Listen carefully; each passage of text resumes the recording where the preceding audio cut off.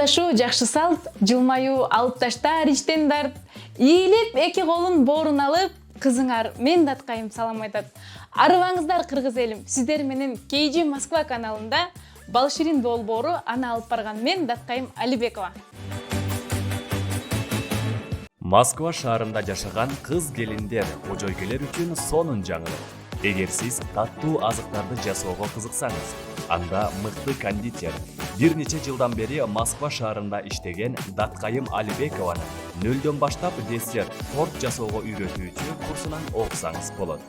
Катталуу үчүн +8 991 844 78 03 номуруна байланышыңыздар. Чамдаңыздар, орундар чектелүү. Достор, бүгүн мен сиздер менен үй шартында капкейктин кантип жасалуу түрлөрүн көрсөтүп берейин. Бизге керектелүүчү азыктар булар 60 грамм суу май, 90 грамм айран, 100 грамм кум шекер, 2 дана жумуртка, жана ошондой эле 1 чай кашык сода, 0,3 чай кашык разрыхлитель, жана ошондой эле ванилин керек болот 5 грамм. Анан un 120 грамм. Достор, бардык азыктар даяр. Мен азыр экинчи жумурткамы чагып алам дагы, ишке киришем. Биз биринчи кезекте кургак азыктардын баардыгын аралаштырып алабыз. Un кетет, кум шекер, жана ошондой эле ванилин, андан кийин сода менен разрыхлитель. Жөп жөнөкөй, достор, жөп жөнөкөй үй шартында. Венчик менен аралаштырып алабыз. Жакшылап аралаштыргандан кийин анан жумуртканы, кефирди жана ошондой эле өсүмдүк майын куюп алабыз. Жакшылап аралаштырып алабыз. Анан духовкабыздын температурасы 170 градус болуш керек. Жана айтышат го, элдерчи колуңан келбейби, жасаба депчи. Жок, эгерде сиздин колуңуздан келбейби, анда кайра кайталаңыз. Бир жолу колуңуздан келбейби, кайра кайталаңыз. Көп жолу кулагандан кийин сизден сөзсүз колуңуздан бардык нерсе керек. Мен сиздерге ишенем. Жасап көрүңүздөр. Даамы дагы өтө жейиштүү болот. Мынакей. Көрдүңүздөр, Мынакей. Бир калыпта келди. Оңой, достор. Өтө биз мээнет кылып көпкө чейин чайып отурбайбыз, көпкө чейин аралаштырып отурбайбыз. Жөп жөнөкөй, баары жөп жөнөкөй. Духовкабызды 170 градуска коюп алабыз.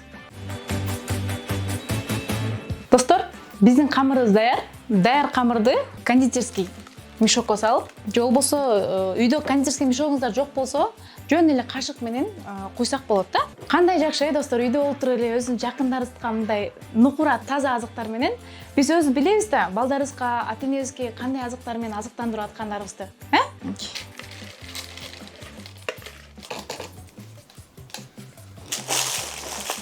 Достор, камырыбызды куюп алдык.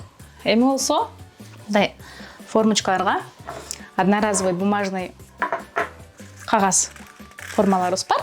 Ошолорду салып чыгабыз. Биз формабызды даярдап алдык. Эми болсо, даяр камырыбызды жарымдан өтө толтурбайбыз. Толтурсак формадан ашып кетет да. Ошон үчүн биздин азыктарды салып алдык, капкейктерди, камырларды салып алдык. Азыр эми духовкага салабыз. 15 мүнөттөн баштап 17-20 мүнөткө чейин карай бересиздер. Даяр болот. Мен азыр 17 мүнөткө койдум. Температура 170, убакыт 17, андан кийин аст үстү менен иштеп турат. Достор, биз бисквитти духовкага салдык. Бисквитибиз даяр болгуча, биз эми кремибизди даярдап баштайлы. Кремге керектелүүчү азыктар: 33% сливкадан 50 грамм, 100 грамм сахарный пудра, жана ошондой эле 340 грамм творожный сыр. Достор, анан кондитер тармагында эң маанилүүсү бул тараза да. Тараза менен граммдар. Биз азыр таразага коюп алып, өлчөп тартып баштайбыз, Так. Творожный сыр бизде бардык эле магазинде бар сыр. Бизге 340 грамм керектелет. Болду. Так, 340 грамм. 100 грамм сахарный пудра. 40 грамм сливка. 33%. Достор, биз баардык азыктарды тартып алдык. Эми болсо аралаштырып баштайбыз, Биздин кремибиз өзү даяр болуп баштаганда мону жылтырабай, матовый болуп калат да. Ошол учурда биздин кремибиз даяр болот. Достор, текшерип көрөбүз. Кургак. Демек биздин бисквитибиз даяр. Биздин бисквитибиз даяр, кремибиз даяр. Азыр эми биз жасалгасына мөмө жемиштерди кесип алабыз. Бизде клубника жокко десеңиздер, анда өзүңүздөрдүн табитиңиздерге карап, шоколад менен жана ошондой эле конфеттер менен козусоңуздар болот. Кремибизди салып баштайбыз.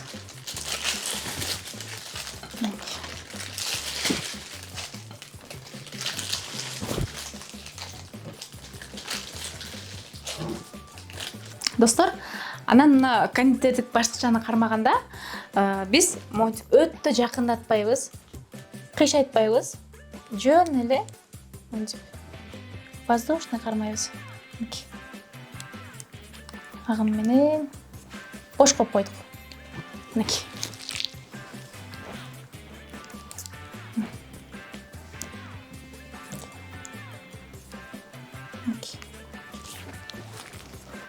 Насадкабыз закрытая звездочка деп аталат да.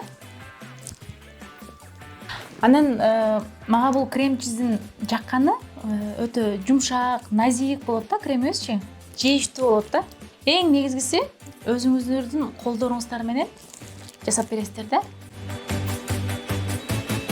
Москва шаарында жашаган кыз келиндер, кожойкелер үчүн сонун жаңылык. Эгер сиз таттуу азыктарды жасоого кызыксаңыз, анда мыкты кондитер, бир нече жылдан бери Москва шаарында иштеген Даткайым Алибекованын нөлдөн баштап десерт, торт жасоого үйрөтүүчү курсунан окусаңыз болот.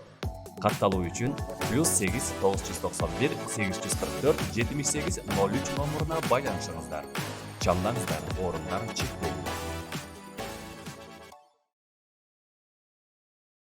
Достор, биздин капкейкибиздин 90% даяр да. Эми биз бир тамчы сүйүбүз менен жасалгалап койсок болду. Өзүңүздөрдүн табитиңиздерге жараша колдоно бересиздер, Ушул десерттердин өзүнүн баасы канча кетти? Ошону эсептеп көрүңүз. Эң негизгиси сиздердин өзүңүздөрдүн колуңуздар менен жасалып атат да. Бул эң кымбат, эң жакшы белек деп ойлойм. Туулган күнгө алып барсаңыз деле, тойлорго табак кылып алып барсаңыз деле эң жакшы.